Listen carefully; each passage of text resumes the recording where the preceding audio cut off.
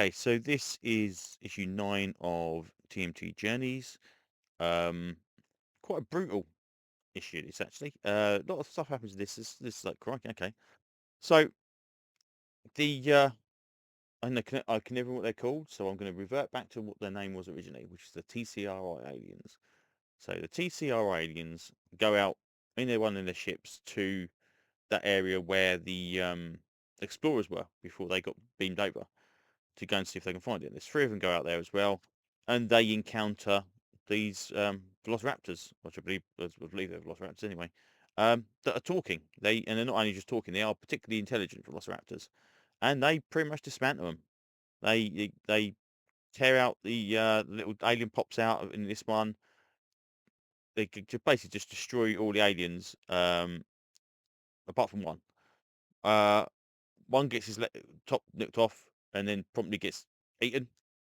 From there, the one that escaped from the one that wasn't damaged hides for a little while, and the one that escaped does his best to try and get away, and he gets his way. Goes up the tree, and this thing jumps up and eats him. That's it. So while the velociraptors are busy chewing on them, the last guy comes out and goes back in the ship, and the ship is attacked by these velociraptors as well. And again, presumably these things are super strong or something, because they're literally chewing through the metal, and they cause the thing to crash. And as it crashes, they go inside and basically kill him and all. That's it. 3 TTRNs, and they've all got little names as well. So I don't know I can't remember if they're the actual ones that the turtles are talking to. And then we see this section here where Donatello is just allowed to walk out around in the open, and he basically explains that since the aliens arrived, no one kind of really matters too much. They kind of accept the fact that there's other creatures out there, and the turtle just pretend to be aliens. And this little girl comes up to him and says, "Oh yeah, are you an alien?" And he's like, "Well, not quite, but kinda." And she says, "Oh yes, it's me. I'm going to go be an astronaut when I grow up." And so, "Oh, that's a really good idea. Go and do that." And she takes this advice from him, and the command goes, "Oh, you better wipe your hands after you spoke to him," which I thought was okay. That's pretty cool. So again, the entire thing of them being hidden in the sewers for all them years, and now they're literally walking around in the open. It's completely changes the way it works. Um, Anyway, he goes down to the sewers again and finds this location where he hid away with this little door opener that comes in there. And inside is the robotic remains of Baxter Stockman. So previously, again, the last time I saw Baxter Stockman was when he did the Mousers. I mean, all them years back. So I've missed that. It must be volume 2. Anyway, turns out that they're friends. I don't know if he's just being sarcastic or whatever.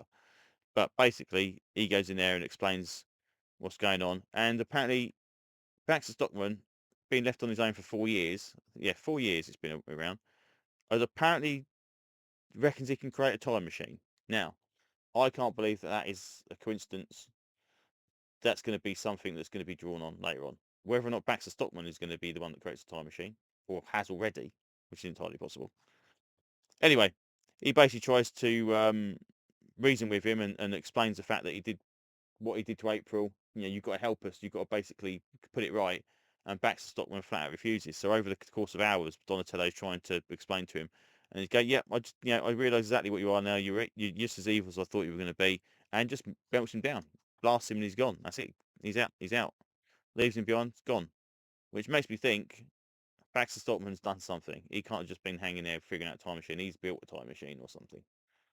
Anyway, they're all waiting around for this diagnosis for April, and the aliens come out and basically explain that they've got these nanites in 4 key locations. They are spread through the body. It was in 4 key locations.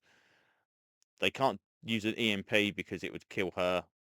So the nanites that they're making are kind of these little bugs, and they give a little thing. So they say, right, the only way we can do this is to make our own nanites, send them in, and hopefully they will be able to destroy the original nanites. And the nanites they've made are these little Ninja Turtle nanites.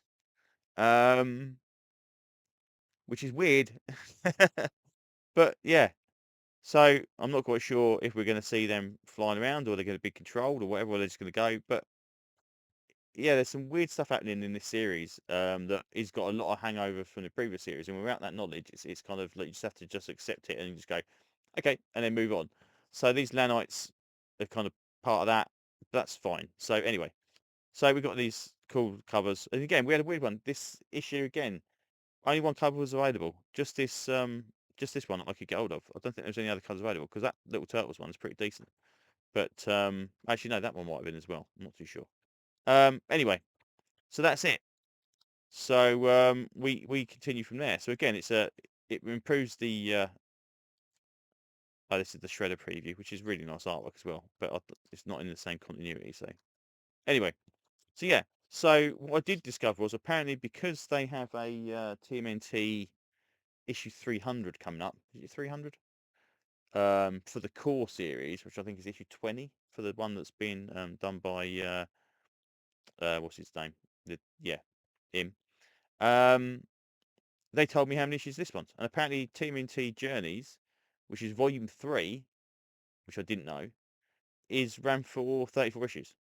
So it looks like TMNT Journeys is going to be 34 issues long before they run out. Now, whether they go back and do anything else, because I mean, if they reprinted I don't understand why they didn't do this.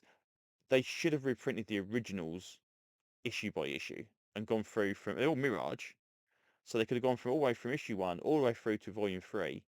And because I think after this, I don't know if there's a volume 4, but I know there's an IDW volume 1 and volume 2, according to that, which is obviously a different continuity. So they could have started from volume 1, issue 1, and print every single issue for TMT as a reprint, kind of like I did with The Walking Dead. And I would have snapped every single issue up, and I would have been kept me going for years. I'd been happy as Larry. But I'll make do with what I've got here. So this is pretty good. Maybe this hasn't been connected yet. I'm not too sure because obviously we've had the compendiums, but I don't even know quite how far they go. That might even be volume 1 and volume 2. I don't know.